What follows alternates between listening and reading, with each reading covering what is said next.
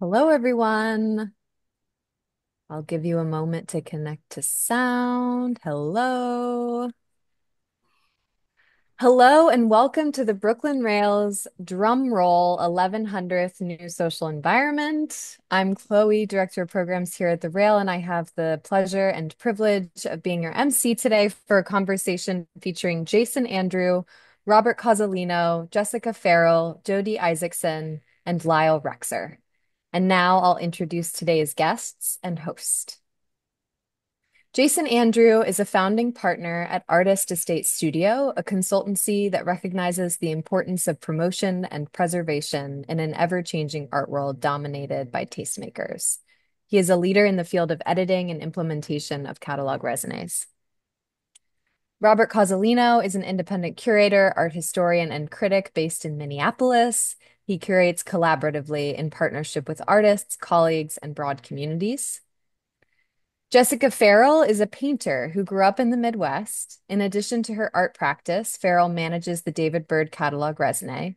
Knowing Byrd inspired her to create paintings about her family, mental illness, and peer recovery advocates in her community.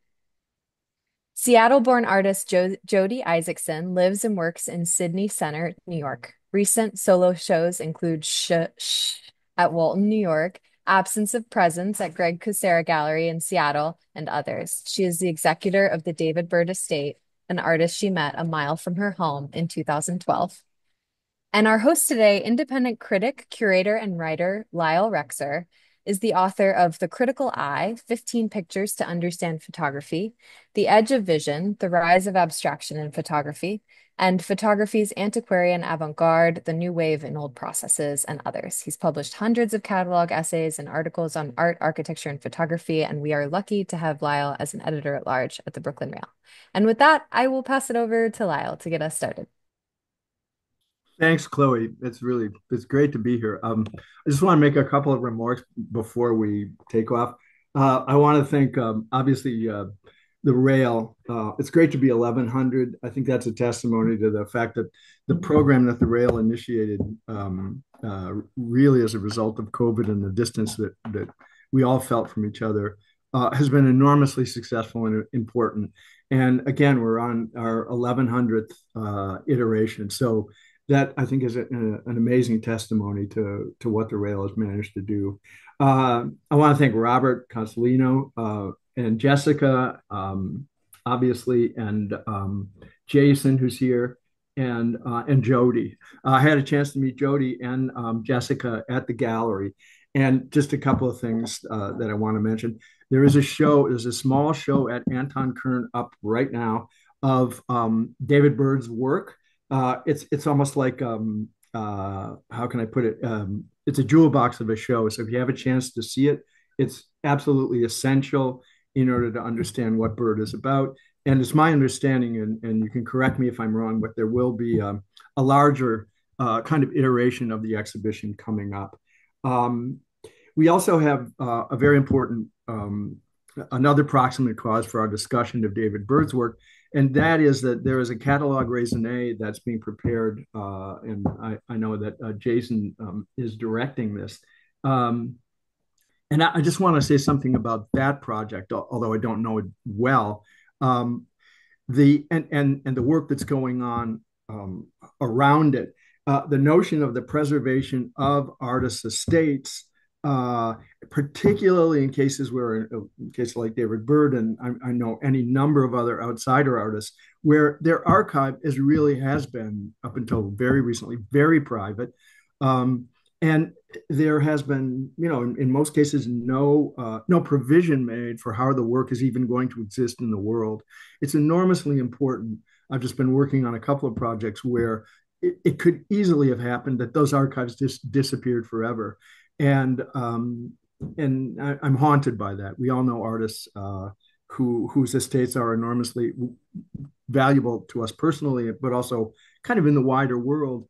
And the artist estate project is super important to that. Anyway, that's a long preamble, so I just wanted to put that on the table and get us going. I wanted to ask Jody if she would talk a little bit. most of us don't know David Byrd's work. At least I admit that I'm one of those people who I knew him by name, but I didn't know his work at all.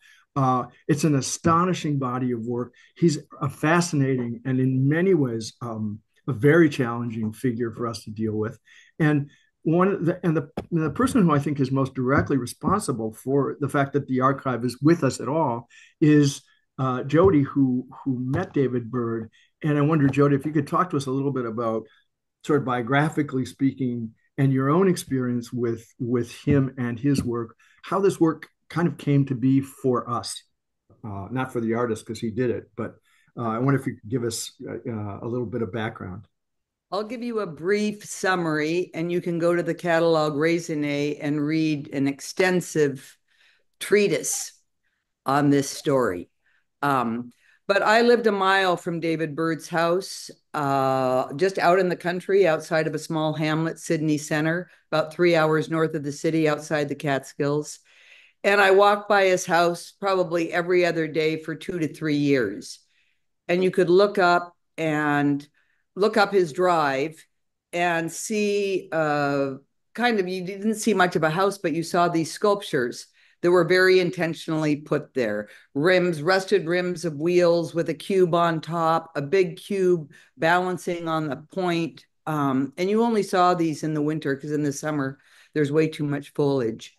But I never saw anybody there. There was kind of an addition to this handmade house that I presumed was an artist studio since I make work.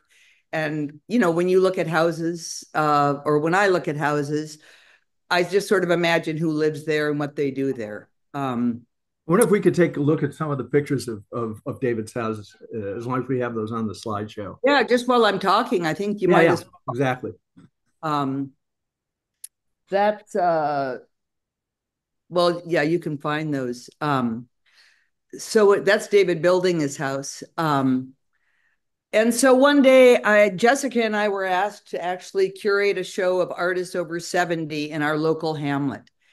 And it was to open 2 weeks later. And I drove by David's house, and I had been kayaking and my dog was in the car, and I noticed a little stumped over man in the driveway. And I drove past because, I wasn't driving 10 miles an hour. I was probably going 30. And it was that one moment of, okay, do I turn around and see if this guy is an artist or just go home? I'm hungry.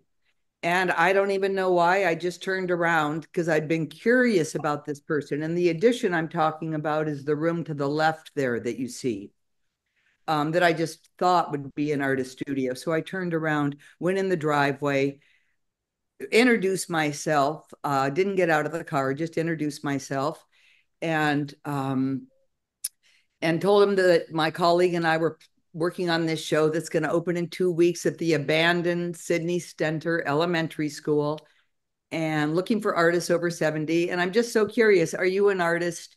And just in his soft-spoken, very polite from another era cadence, said, I don't know if I am, but you can come in right now and let me know, which is his humor. Of course, I didn't know that till I went in. And I walked in, and you're going to see some pictures of how his paintings are stacked on the floor. I think my absolute first strongest hit walking in that house and looking on the walls with everything full of paintings, very well curated where he hung everything. You can see the paintings there in the middle of the room on the floor stacked like that. They were stacked like that on every wall around his house. Everything's in its right place. Just since we're on this slide, stay here for a minute, Chloe. Recently, I just came across this picture, and I'm almost done with my intro. This picture is his living room, and to me, it symbolizes the Catalogue Raisonné. What we've done in the Catalogue Raisonné is linked together his book, which is on that table to the left of the bowl, which is what he wanted me most to work with him in publishing on the very first day I met him. But we've linked that book and the drawings he made to make the book from the paintings to selected letters from his family. In this living room, you can see his interest in applewood carved sculpture that he started doing after he built his house, after he retired. You can see interest in his found object sculpture, which is just that piece that's on cardboard, newspaper, and a found piece of wood. There's another piece on top of the wood, his bookshelf crate on the right. He loved toys, and you can see that in the show. He collected toys from auctions. So I guess what the catalog Raisonné, all his sketchbooks are to the left of the couch. He had a file drawer and boxes with all his letters. The catalog Raisonné, which was worked on the last 11 years, links together David's work, the studies in particular of the particular paintings, his letters, the literature, the provenance, of course, of every painting. And I think the gift we were given in this project is everything David owned was in this house. Right.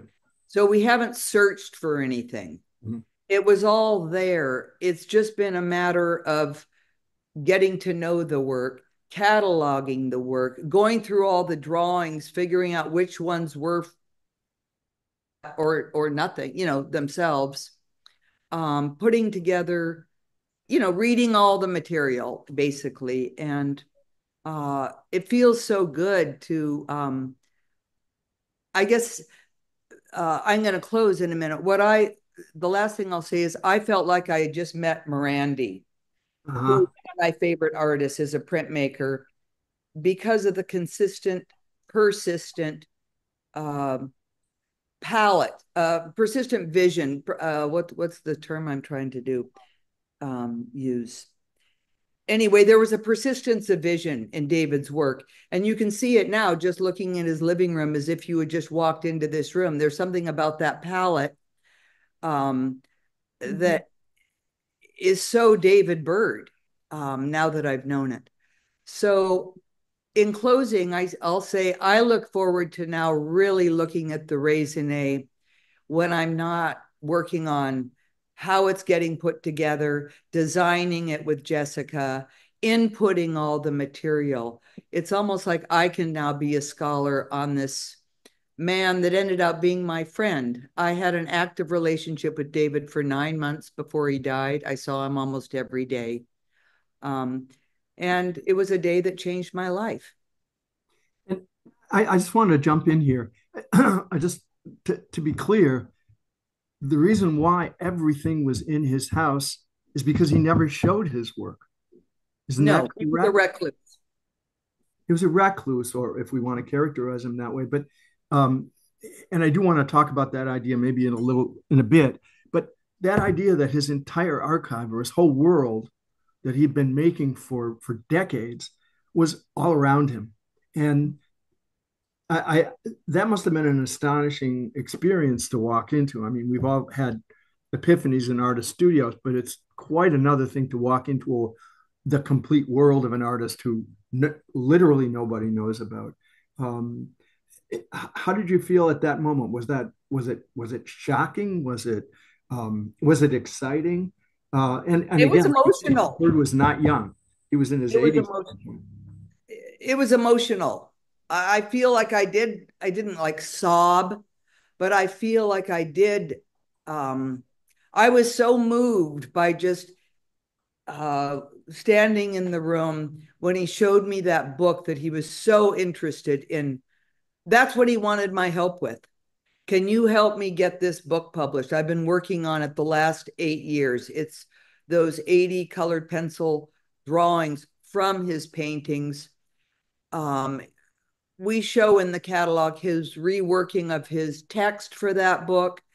It was so in his soul to do that. So but I can't really describe it.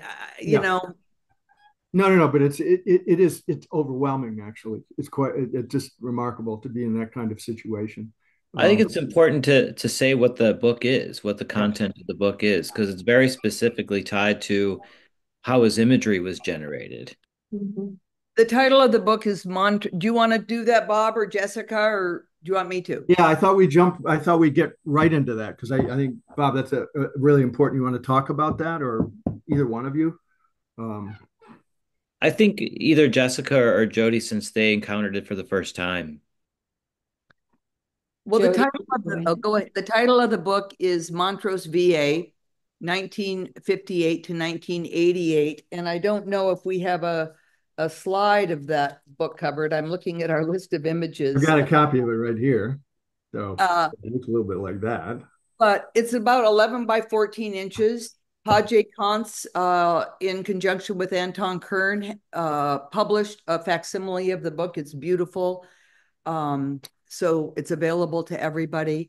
But it's David's treatise or magnum opus on the mental health care system he observed and participated in as an orderly at the Montrose VA hospital, where he worked for 30 years.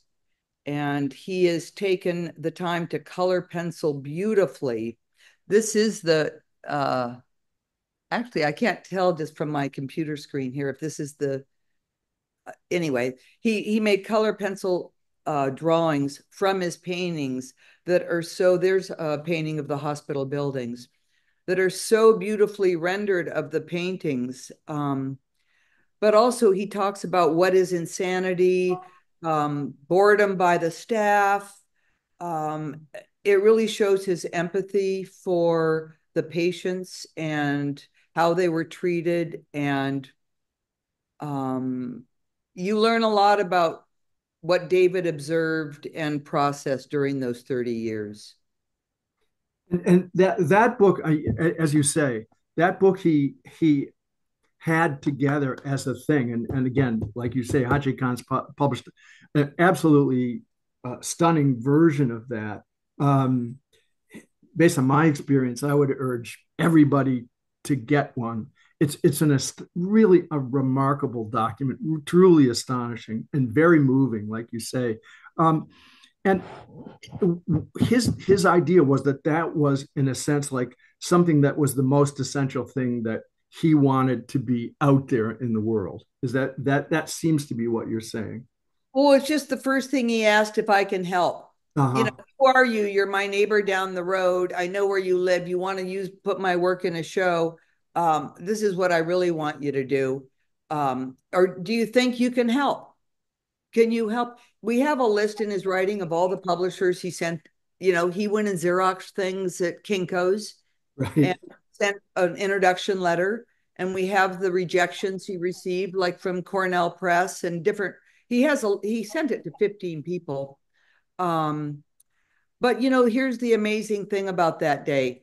He said I could call Jessica, not that day, but you know, bring in my colleague, and like a week later, pick up whatever we wanted to take to this school for his one person show in a classroom.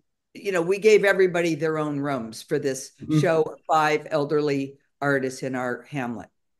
And he let us come in and take the sculptures and like I forget how many paintings, maybe like 40 to 60 paintings. And we just had an amazing show, and he was so honored to have that show. And he priced all the works at $1 million. We did not have a price sheet. Somebody was very offended by it and just thought it was crazy. I said, he's not willing to sell the work. That's why it's $1 million. He's never had a show. But it was incredible. He really loved it. He went back and saw the show at least 10 times. I mean, it was up for a month. No, it's really, really a remarkable story. I mean, and I was interested in how so Jessica came into that sort of very soon after you saw the work. Yes, Absolutely. Yeah. We were yes, I did. coordinating the show together. Uh-huh.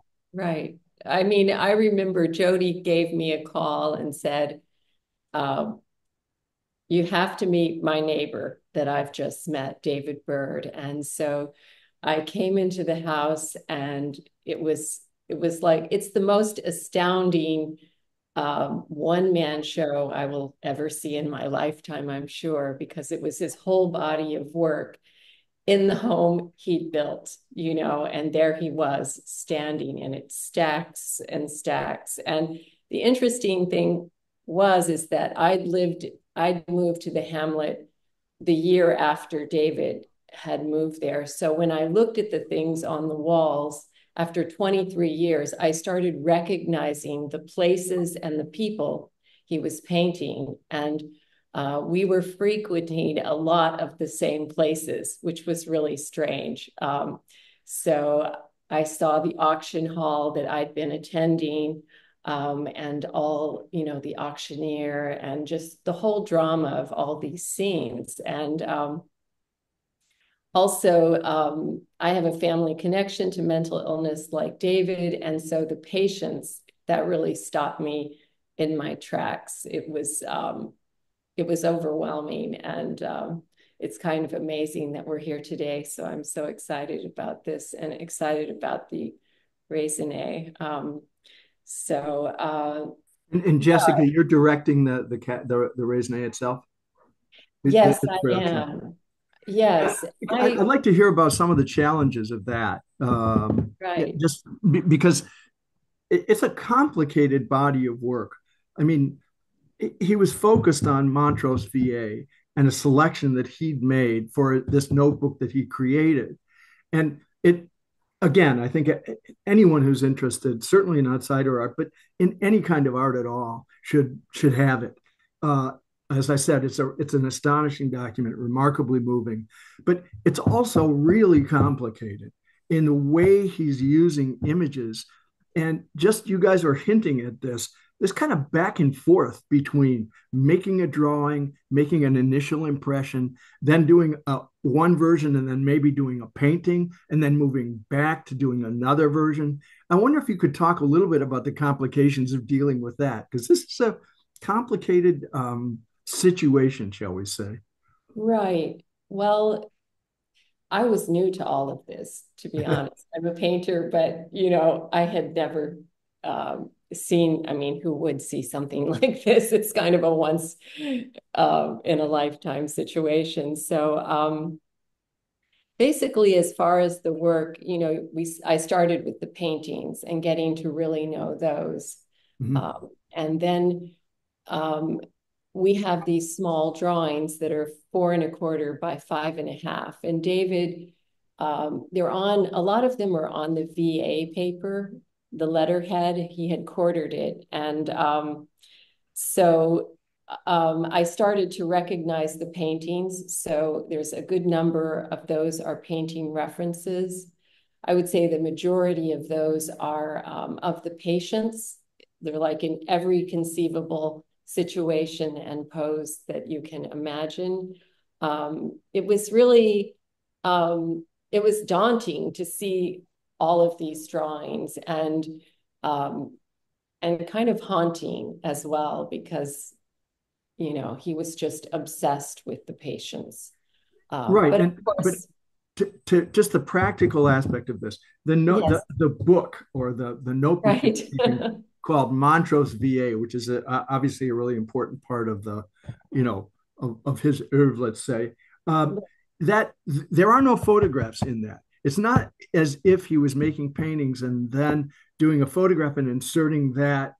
Mm-hmm. He would make individual copies, or he would make individual images for that, and then maybe make a painting, right? So Actually, yeah. It went the other way. He had the paintings. It really probably started with the small drawings. Those eventually became paintings.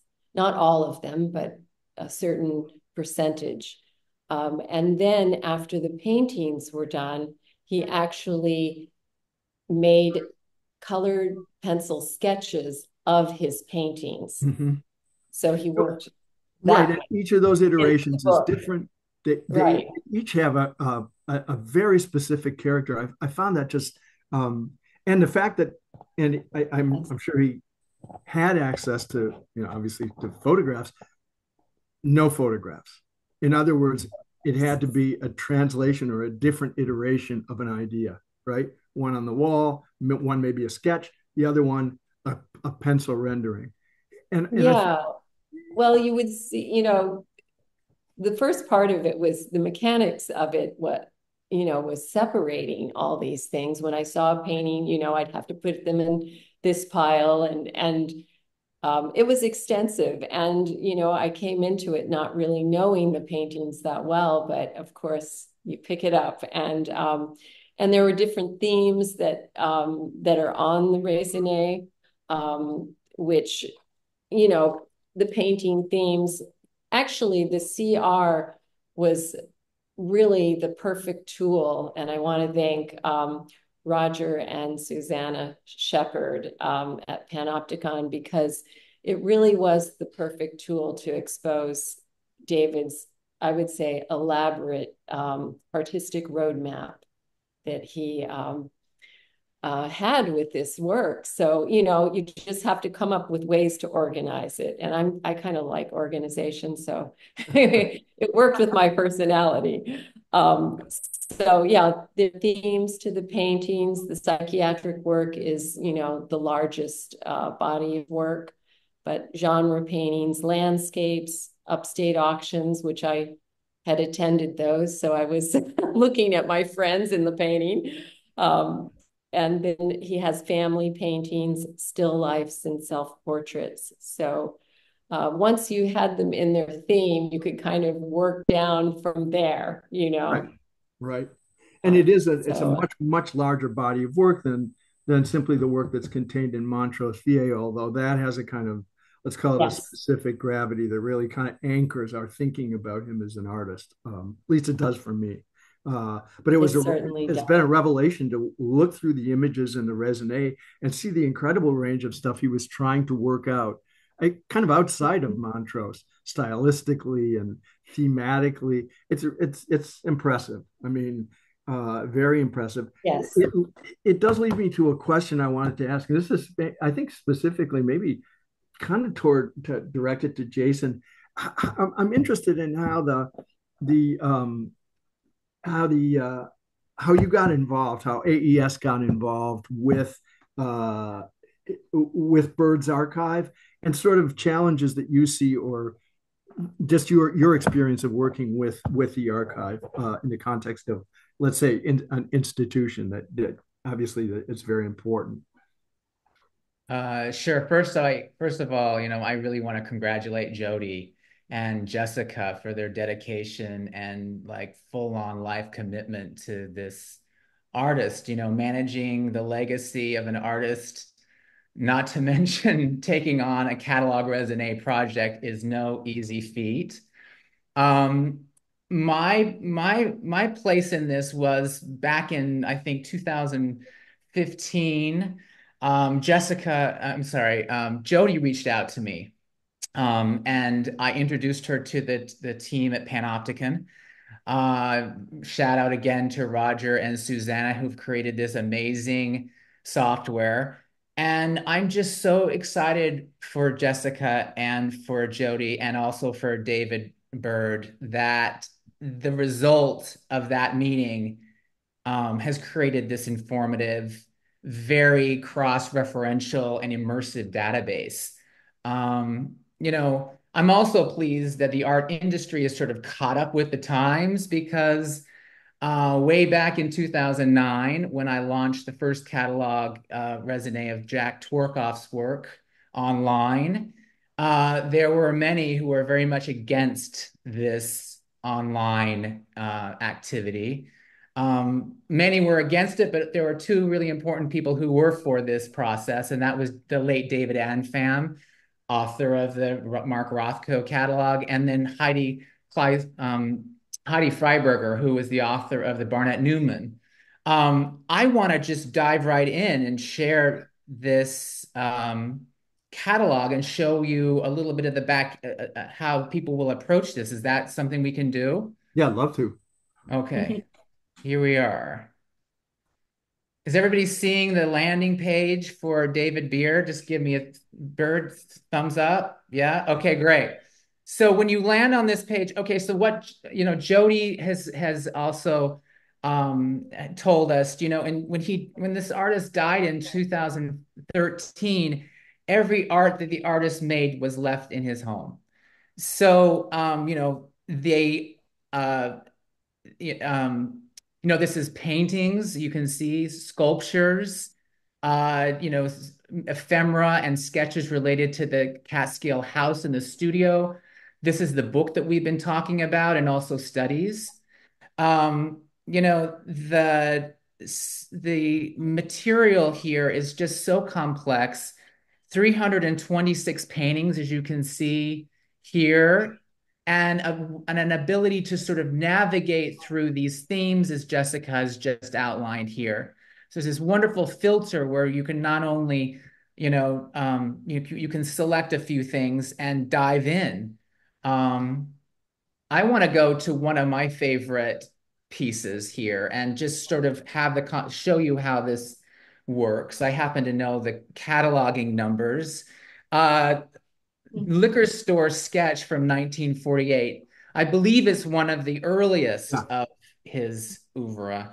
And just the cataloging here is so wonderful. I mean, you've got an image here, right? I'll enlarge it in a second. But then you have the exhibition histories here. You've got the literature, and then what Jessica was also mentioning, the fact that this such a relatable database. You can see, that this was a study for the bigger painting, which he would do 2 years later, and then the sketches that all relate to this. There's also the fact that I'm picking this particular because it goes right back to his early schooling at the Olsenfant school here. And this was reprinted in an art news about Olsenfant. And then I also love this idea that you can click on exhibitions. So the work was on view at the Matthew Brown Gallery and just earlier this year. And you can go to installation images, right? So it's a very immersive process here of being able to sort of bring this art out of that sort of recluse Catskills studio and right here onto our laptops. Another one that I found, which was really, really interesting, not only was he working along the lines of every day what he was seeing, these were also related to sort of events that were taking place in his life. Oops, let me try that again. I need to clear the search here. Sorry, we'll try that again. You're on exhibition. There you go. There we go. P28. There we go. No Left Turn, one of the most abstract works of his here. And Jessica was telling me the story that there are letters that were related to this, that he had apparently had a traffic incident. And so here is the painting. I'm going to go ahead and enlarge it. I hope everybody can see it large. But you can see how he's sort of relating himself. He's taking this event, but then making this so abstract that what are we seeing here? A different kind of modernism. And then you see the 13 sketches that went along with this. So an incredibly relatable database. I'm going to go ahead and jump up again to go back to paintings. And go to filters and then look here. Here's our themes again. I'm going to go ahead and go to one of these themes called self-portraits and pull up this self-portrait here from 1987, self-portrait with shelf. Right. We can see that it's been in a couple of exhibitions here. You can see some of the literature when it's been reproduced, related sketches. And you can see in these sketches that the painting used to have these bottles up on a shelf here, going back. And of course, Jessica told me the story about the fact that there happens to be a letter. So let's go ahead and look up that letter. You can go to the artist here, and you can see that there's a statement, an artist statement, where he's talking about I don't know what school of painting I'm in or if any. It doesn't matter to me because I have some talent for likeliness and I'm just sticking to that. I'm going to go to selected letters because let's see, we're going to go down to number, is it here? Where is it? It's This one. 72, right? Yeah, 1970.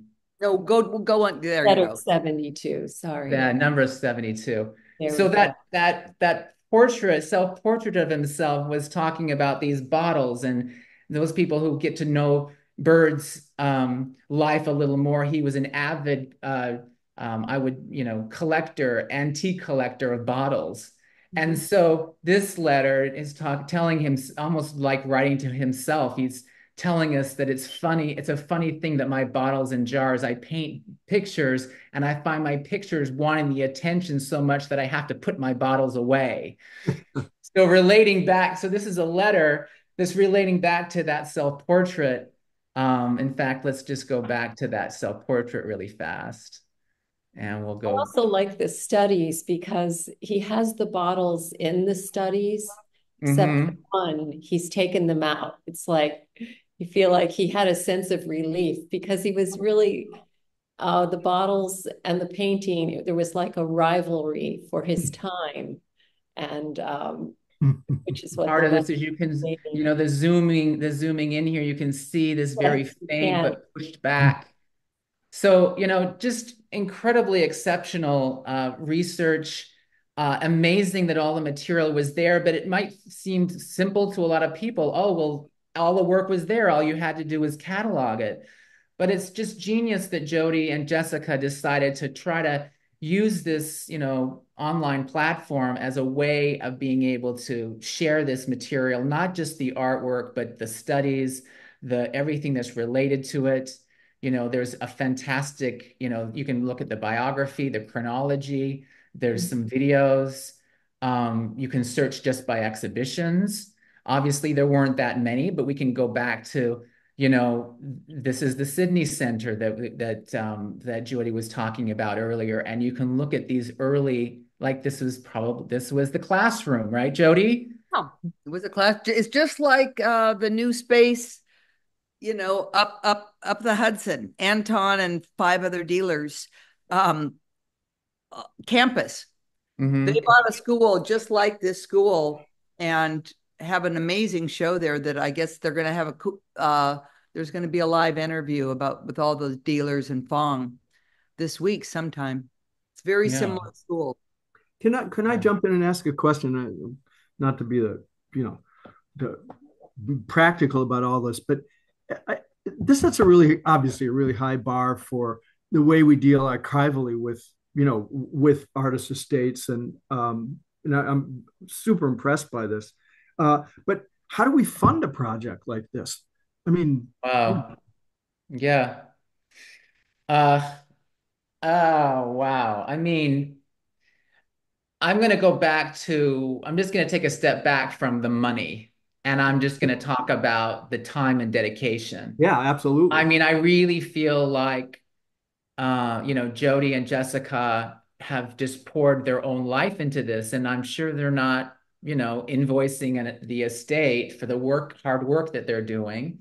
They have personalized this venture in a way, and I think that that's similar to how all great catalog, the backbones of all great catalog, there happens to be a champion. I want to bring up my friend David Amfam. He didn't have a lot of funding from the Mark Rothko Foundation, but every time he came to America, he rented a car, crisscrossed America to physically stand in front of those works. And while Jody and Jessica didn't have to do that thing, they still had to dedicate the time and the energy, and then the consistency with being able to put this thing together. Oh, yeah.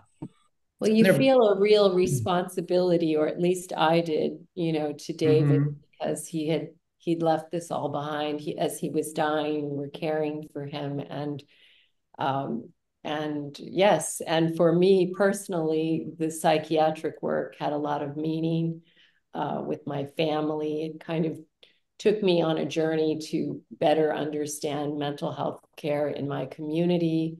And Jody and I have actually put together some conferences that kind of expand out with certain exhibitions. So I think Jody and I just felt a great love for David, and it just was so amazing to see this amount of work. And I think we've done an amazing job. Yeah, no, I Oh, mean it is, and I it's mean really great. just as an advisory, sitting back and watching them do all this work, uh, you go back to how much does something like this cost? I'm thinking about Jody standing there with David, and she's physically putting something on the easel, taking a picture, and then David is talking to her about what this painting means, and Jody writing that down Yeah. and then translating that into a CR.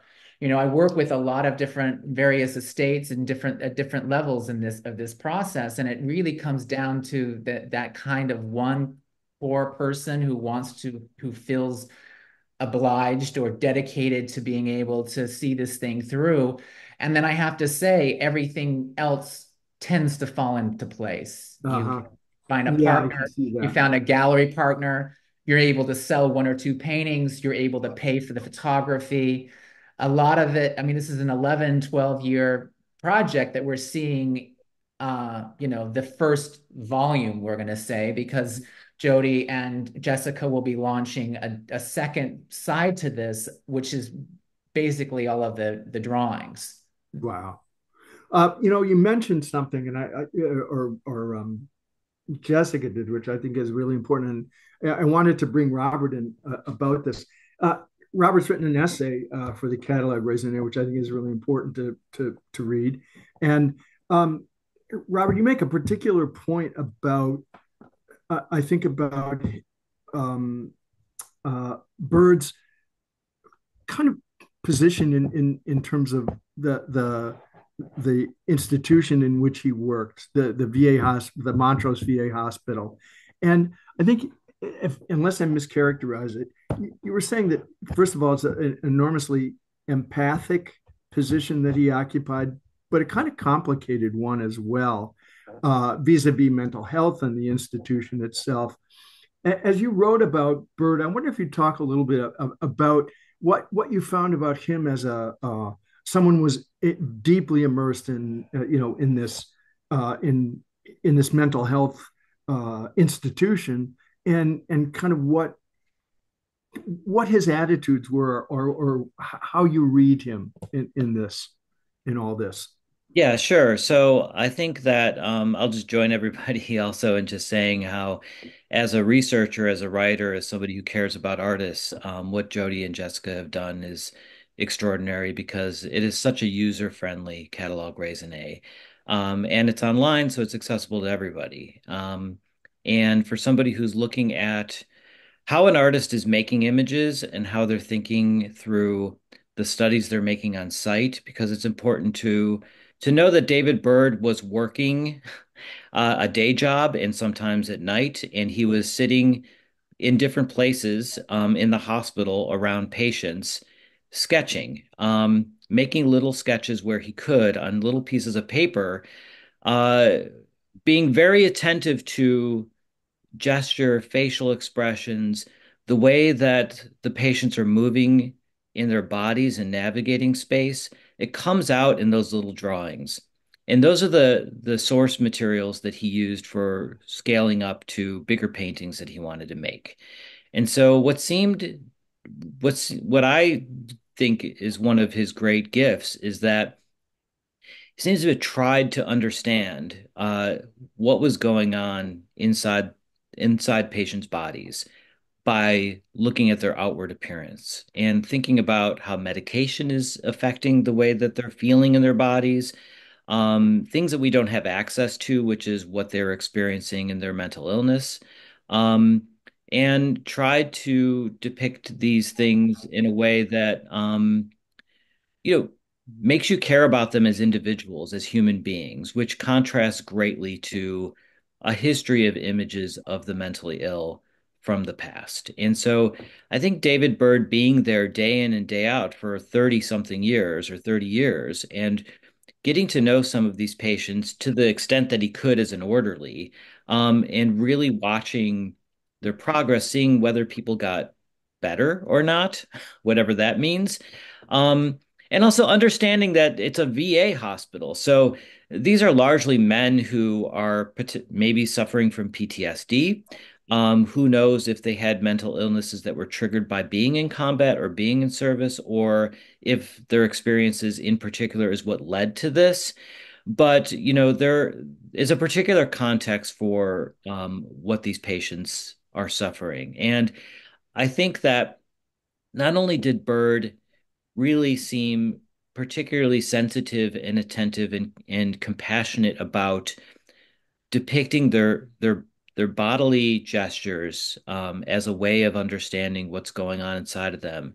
But the way he composes space and the way he, like you could see in this particular painting, and the way he depicts rooms that have no people in them seem to also show how he's thinking through what perception might be in that space. If you're in the space day in and day out, and you're surrounded by people who are experiencing different levels of consciousness, some of which is very extreme and prone to sometimes violence, um, your experience of the space itself is probably going to become altered. And so he had a really good sense of showing that, and also using space and composition as a way to get to the psychological underlying of what's going on in the emotional life of these people. Um, I would take issue with calling him an outsider artist. I don't like using that term in general, but I think one of the reasons why I would say that is because this is somebody who has an extremely sophisticated sense of how to compose paintings and drawings and how to use his skill of hand to get at something that is outside of just appearances. And, he did study with Ozenfant and through media, through magazines and things, and going to museums was certainly had access to the art world. He wasn't operating in it in a commercial sense or with maybe a group of artists, but I think he's somebody who was really aware of the particular things that he wanted to accomplish in his paintings and drawings. But it's always tied to that experience of his day job being at that hospital. And so, in my essay, I compare him to um, the work of Jacob Lawrence that he did when he was an inmate, or not inmate, but it's a slip there. Um, he was a patient at Hillside Hospital, and also to Marianne Ellen Mark, who took photographs with consent of patients when she in Oregon when she was on the set of Milos Forman's adaptation of One Flew Over the Cuckoo's Nest. So there is some recent visual comparisons that kind of align with Byrd's empathy, but I don't think there's anybody quite like Byrd because of the constant access and thinking that he had around mentally ill patients. Yeah, I agree with much of what you say. As a matter of fact, especially the that ability to translate into an image a kind of a perception of the sort of inner life of the people in the institution. It's really astonishing. It marks him as a certain kind of artist for me. It basically as an expressionist. I mean, not to get bring that in, but about not, and I don't want to get bogged down in nomenclatural issues. I think the idea of the outsider is basically a bankrupt conception, or it's only useful in very narrow circumstances. I'm thinking him more of as an outsider because he was not in, you might say, the commercial nexus of the art world. That's primarily how I think of him. And the other thing that struck me about his work is that there's modernist fingerprints all over this work. And like you say, he was looking at a lot of stuff. He studied with Ozenfant, and Ozenfant's fingerprints are all over his early work. And, by no stretch of the imagination is this someone who's just I hate to call it a naive artist.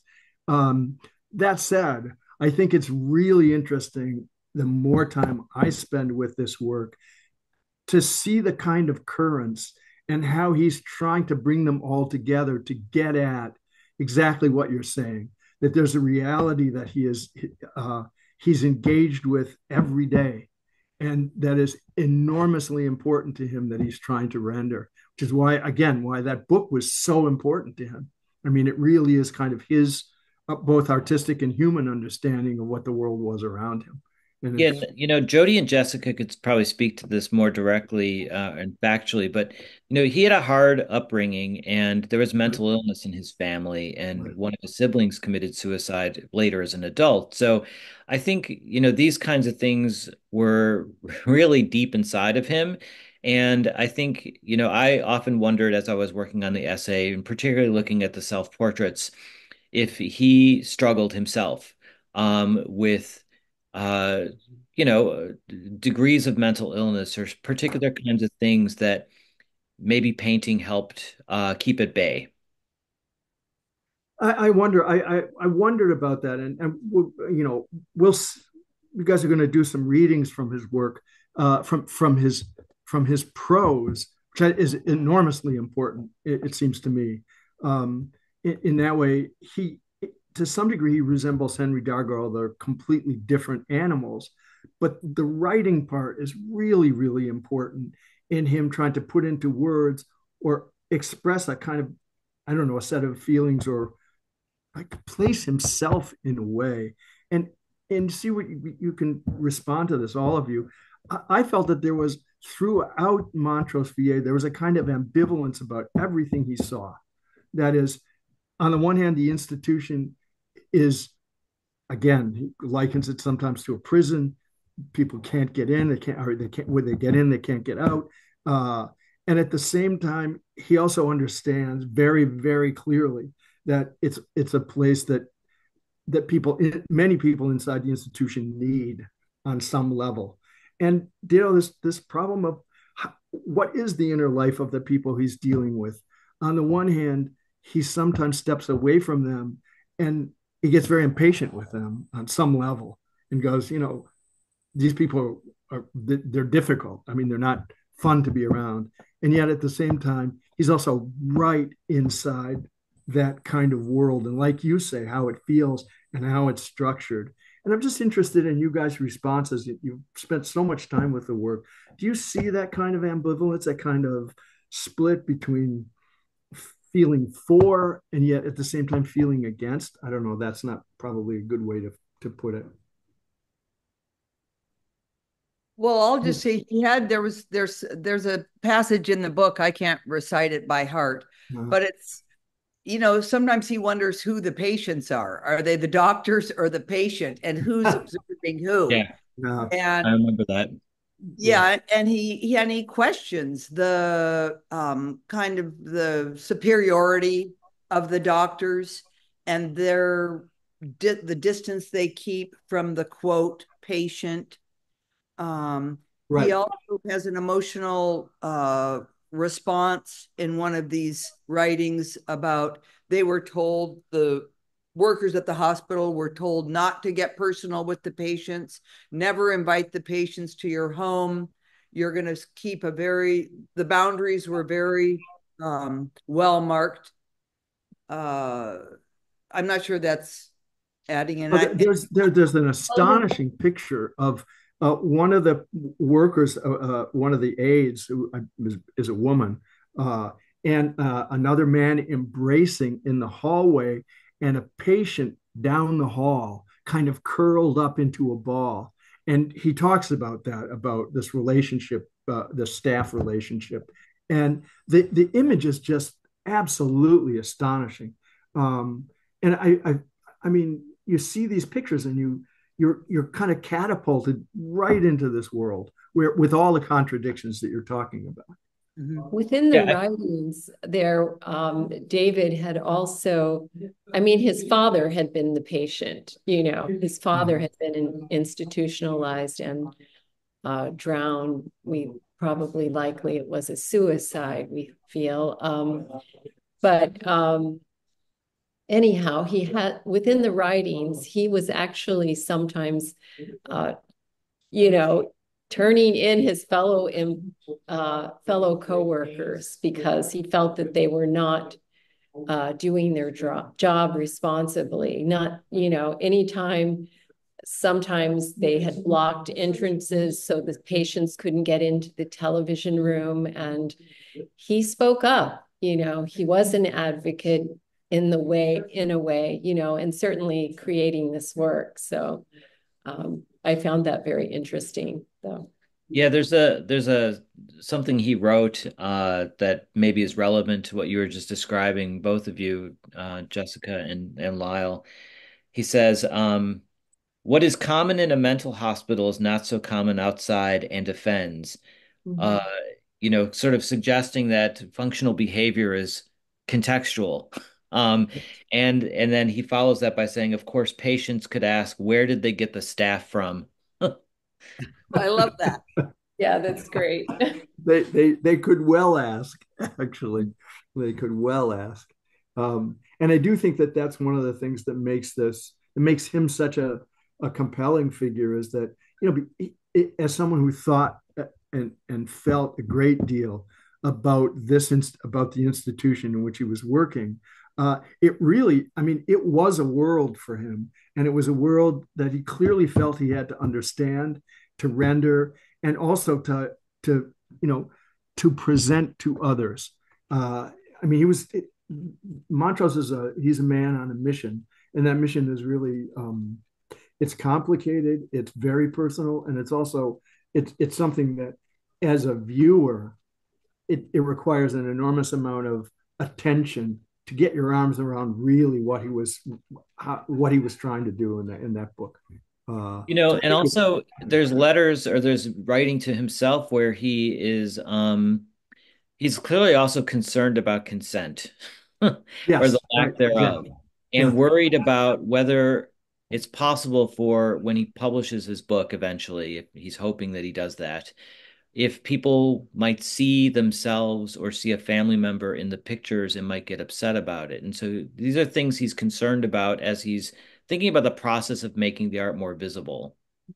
yes, absolutely. And it to me it goes along with the way he writes, where as I listen to him while I'm reading, is sometimes he seems to be talking to himself. Sometimes he's obviously talking to an audience out there, somebody who might read this, who wants to read like me. And sometimes there's somebody else he's talking to, and it could be the institution, where it's almost like it's not admonishing, but he's attempting to, help the institution understand itself and what it's doing. It's a complicated place that he carves out for himself in the context of this book. And again, it's one of those things that I find enormously compelling about it. As somebody who writes like Robert, like you do, I'm always listening to what is being said as well as what's being shown. And he really he's somebody that requires some attention, it seems to me. Well, on And that, yeah. about the writing to the VA about privacy laws, Yeah. he did eventually, he got the form.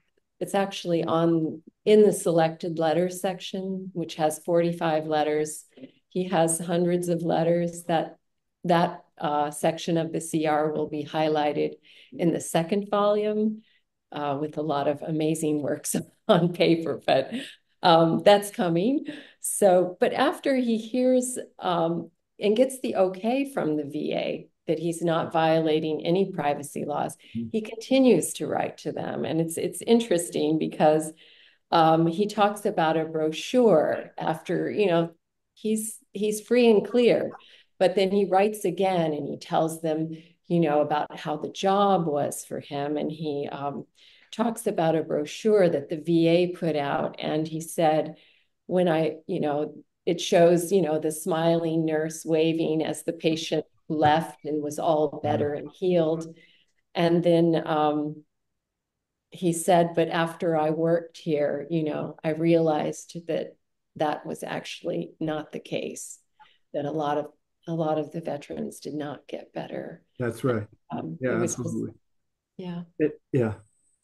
I Um, think, I just I had a thought too, and I think that this is the one thing that I've been so drawn to David's work is that it's so transformative that maybe even though this book, the Montrose book and his art can be codified in a catalog, when we look at it, you can, as someone who's close to the healthcare and a lot, all of us are talking about, mental illness and things. The sign of a great artist is not only one who recognizes and can identify and present their own time, but that art transforms that. And that's, you can look at this and think there's an institution that exists just like this, or there's an environment or a challenge that's happening just like this now. And you can ride the subway and you can feel the same way about Yeah, things that are desperate, loneliness, a desire to be wanted, or being involved in that kind of conversation. And that transformative experience, I think, is something we need to acknowledge about this work. Yeah. absolutely. And again, just to echo what Robert said early on, his ability to kind of translate a perception about people's inner state or their inner life or the struggles that they're having inside into an image that we can see from the outside. It's really quite remarkable. And they're almost like emblems. I think about all the pictures of people taking on or off their clothes. And those are just amazing pictures. I mean, the hallway pictures are all also astonishing. And those are, in a sense, easy to identify with. We're aware of institutions and hallways and structures and all this. Contemporary art has really made us sensitive to that. But that idea of people trying to take their clothes off, trying to put them on, it's absolutely, it's amazing. And you do feel what it's like and what that Kind of struggle is. ironic. David was, a recluse who seemed to keep himself away from people, but yet he had such great insight in his artwork to human nature. So it's kind of a paradox. Yeah, absolutely. Absolutely. I think it's 2 o'clock or a little after. And I know that we're open for questions, and our panel of experts here is definitely people that you want to talk to. I don't know if Chloe's going to manage. I think you are. You're going to manage Yeah. questions coming in. Yeah. Thank you all so much for this conversation, which has been luminous. Our first question is from Frank, and Frank is wondering how long the Catalogue Raisonné project took. It's still underway. So, yes. Well, it began from the very beginning, right, Jody? Well, it probably did. Meeting When I David met him, Byrd. I saw him almost every day, but what he really loved is I asked him, how many paintings do you think you have? He goes, oh, I don't know, maybe 150. I said, well, here's what I can do. Should we just put them up on your easel? I'll take a picture.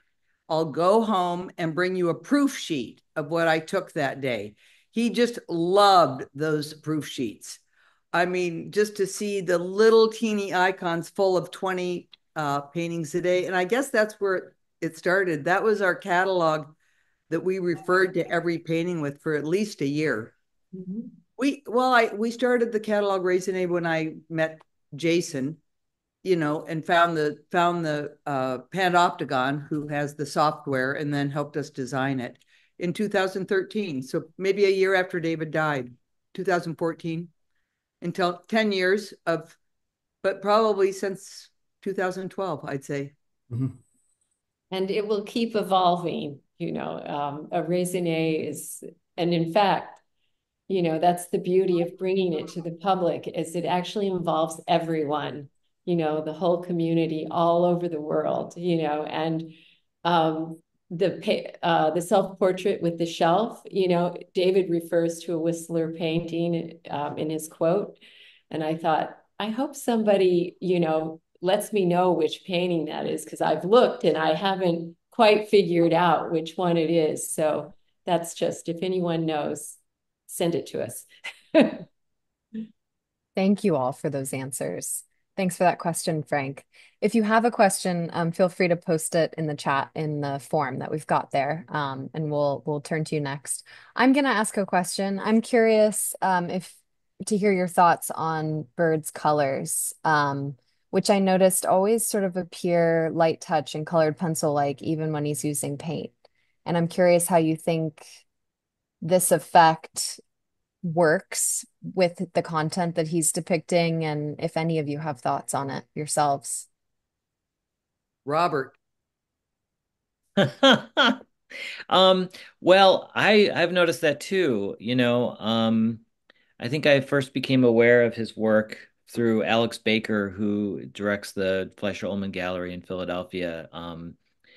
And when I first saw it, I think what one of the things that Alex was making a connection to was egg temper painting and the work I've done on people like George Tooker and some of his contemporaries. And there is a kind of there's a look that's similar. I mean, but I would be curious to know what Jody and Jessica have found out about his materials or the way he talked about his process, or if there's any way of unearthing like how he made his pictures. But to your point about how they contribute to meaning, there is this kind of diffuse, almost dreamlike quality to the atmosphere in the pictures.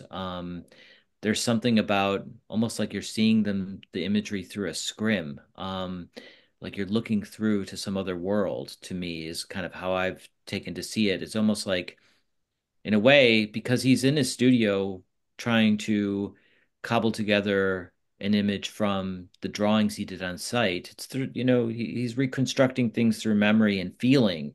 And so maybe that look is really conducive to bringing that out. Well, he did share with me just, I said, do you think you'll do a lot more paintings? And he said, they're so hard. No, they're too hard. I spend hours, I mean, weeks negotiating the composition.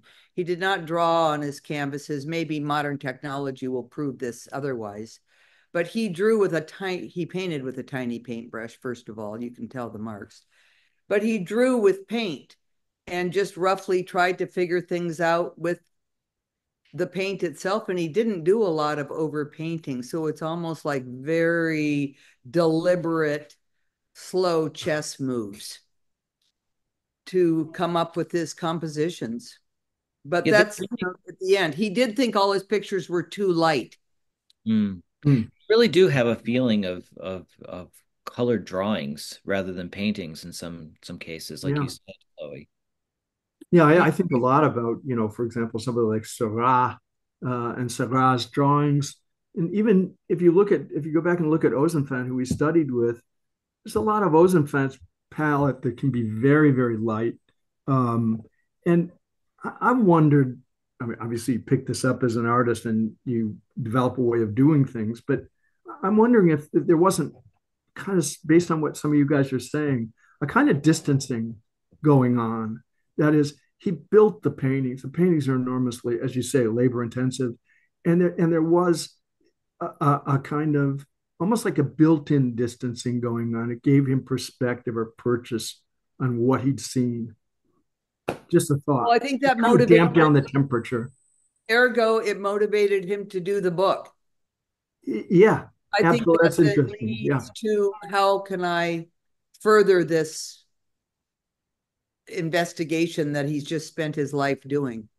Because it's a big split between the drawings that he makes on site, those studies, if you want to call them that, which are absolutely mind bending. They are really amazing sketches like that, and how much emotion they're managed to contain, even in the most basic sketch. And then to go from that to something quite different, painting, which is constructed and much more elaborate and takes a long time and even more distant, and then to go back and to make a colored pencil drawing for the book. Obviously, doesn't follow it one to one, but it's a really multi-step process, and the place where I think the most, I don't know, impressionistic or expressionistic is right in the beginning when he makes the sketch, and after that, there's a kind of perpetual distancing going on that's really, really fascinating to feel and to look at. I think his sculptures have that feeling of the small sketches. He didn't make those wood sculptures till he's 65 or more from the apple trees on his land. They're very crude in certain ways and raw and brutish, and but he gets it. he gets the pose, he gets the bottle collector, he gets the man with the wheelbarrow. So happy that the day's work is done. No one's really seen a lot of his sculptures, and there is an extension of the show that opens in 2 weeks at Anton's. It opens October 30th for the whole third floor, and they are going to include some of his sculptures, which have not been shown in New York at all. So, and then it'll be up till Christmas. So I'm really excited about the expansion of the catalog show. So Oh people yeah, can me too. It's more of his exciting. work. That's great. So be there, everybody. Be there. October 30th. That's going to be terrific. Thank you all so much. We've got one last question from Madison, and then we'll turn to the reading. Madison, go ahead. Hi, thank you, Chloe. So my question is for Jody specifically. I was curious about how your experience with David and meeting David has changed your perspective on community. I just find it a really interesting story. Usually we're, so often siloed in our own lives, and you on a whim decided to talk to a neighbor, and a talented artist was discovered and his work brought to the world. So I don't know, I think a little bit about, both, community, butterfly effects, things like that. I don't know if you have any reflections on that experience. It's probably more personal than community. I can find myself getting emotional hearing you talk, but I was very close to all my grandparents. I've always had older people in my life. David was a natural for me. He was like my grandfather in certain ways. I had a relationship with him. I fought with him in a very funny way, like I like to 1-2. We argued about who knows how to build a better fire. I reminded him he was so blanking lucky that it was me that knocked on the door humorously. So I think probably the biggest effect it has on my life is just how that day changed my life, just for the person I met, and how his work still affects me profoundly, and how the man does. And then, you go from meeting somebody. I got notice right before his show at Great Kusera Gallery. I took him to the emergency room. He only went home 2 other times, died a month later.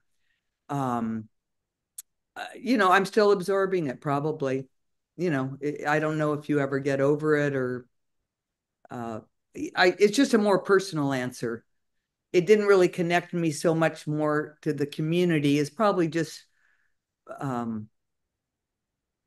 to myself, and obviously to Jessica, my trusted colleague, who we've spent a lot of time together. And that's been, we're both artists, and it's been really interesting to work on this product about this artist's life. And I really feel for a biographer who writes a book, that's who it's connected to me to, is people that do research. And I heard an interview with Wilkerson, who wrote about the Southern slave migration, and her process of writing that book is so much about what we've gone through to do this raisonné that any other research person, artist, scholar, psychologist won't have to do because of this catalog. It took her 14 years to research that book. And it would take any scholar at least 2 to 3 years to even be able to begin to draw the connections that this catalog. I'm not patting myself on the back, but it's incredible what a resource it is, and it's free.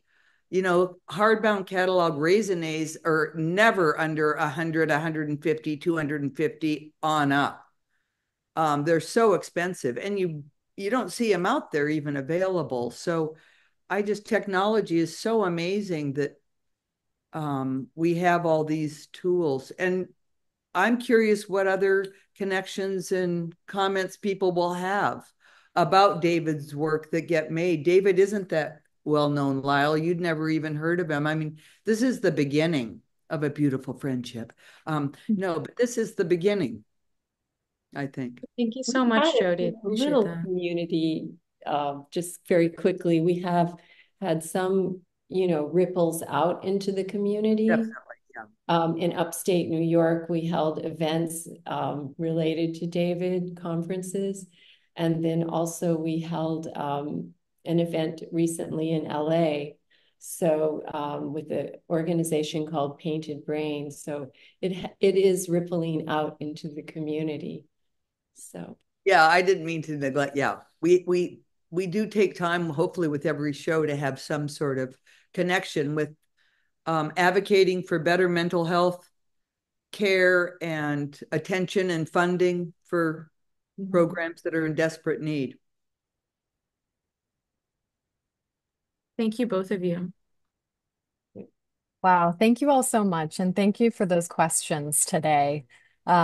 We are going to conclude today with a reading of David Byrd's writings. And so I'm going to pass it over to Jody to introduce, and it's going to be read by Jody and Jessica. So we're just going to read a quote from David, because I think it's always good to have David speak for himself and read what he wrote about his work. And we're going to read quotes from that he talks about the house he built, that he spent 6 years building, a quote about his bottle collection, a quote about the writing of the book, and then we're going to just alternate and then end with his statement that he wrote in 2012 that I asked him to write when we had the community show. And, he wrote it, just handed it to me the next day, handwritten. So I'm going to start out with a quote from the house, and we'll just alternate and go through it. There is a good stream that crosses the property that the beavers have been busy damming a ways down, making ponds on both sides of me. I don't see them, though. I see quite a few mountain ash in this country, and I discovered a young one on my place. So I've been cutting down anything around it. Hope it spreads its limbs now. There is a place here about halfway up, just above where I plan the house, that would make a very pleasant private poetic spot. One might walk around it, looking near and far, enjoy some sculpture, water, stone, and escape into one's own experiments. Lately, everything is eating and sleeping, work and weather, and going to the store. The days are going too fast and the work too slow. I am living the simplest of lives. My adventures are with stone, no two alike. I spend more time than I should, standing and looking. It's a funny thing about my bottles and jars. I paint pictures, and I find my pictures wanting the attention so much so that I have to put the bottles away. They seem to cause confusion when together. The bottles take away from the pictures instead of adding or coexisting.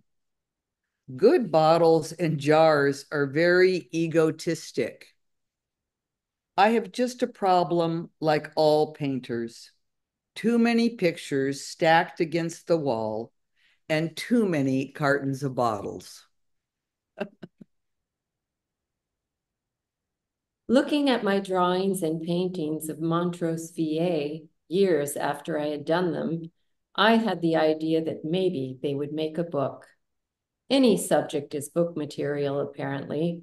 War, high society and low, concentration camps, starvation, life and death, insanity. The patients at Montrose are not all insane or incompetent, but do have emotional, neurological, psychiatric problems, sometimes short and acute, sometimes long-term, permanent. I tried to paint because I had the remote idea that it might serve me in my behavior to others. And we'll close with David's statement written in 2012. I don't know what school of painting I am in, or if any. It doesn't matter to me because I have some talent for likeliness, and I stick to that. And I find all my restlessness in life can be put into a composition on canvas or expressed in sculpture. I like all kinds of art, meaning that which is produced aesthetically, knowingly or unknowingly. I have held on to my work until now.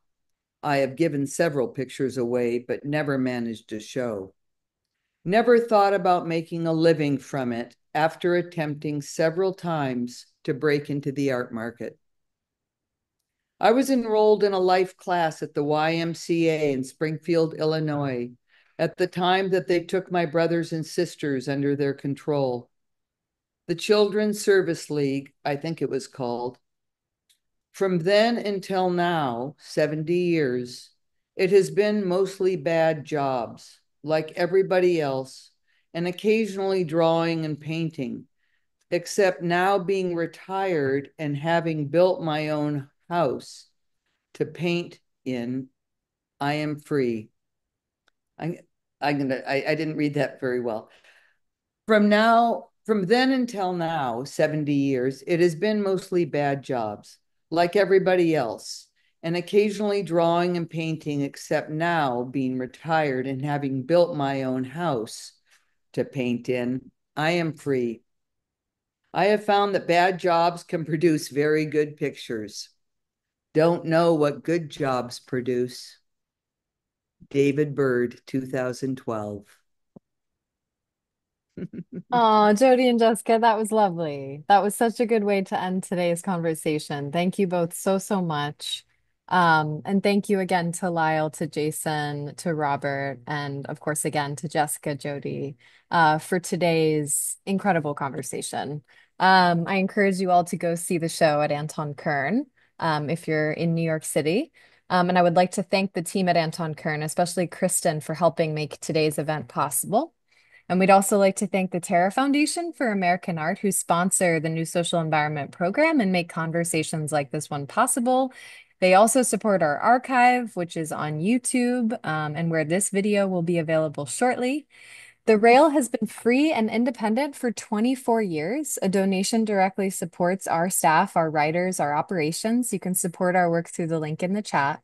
And if you're free tomorrow at 1 p.m., join us for a conversation with Ray Smith and Andrew Woolbright on the occasion of Ray's exhibition Nepantla at Ethan Cohen Gallery. And as is real tradition, you all can now turn on your microphones and say hello and goodbye as you leave. Thank you so, so much for joining us today, and take care, everybody.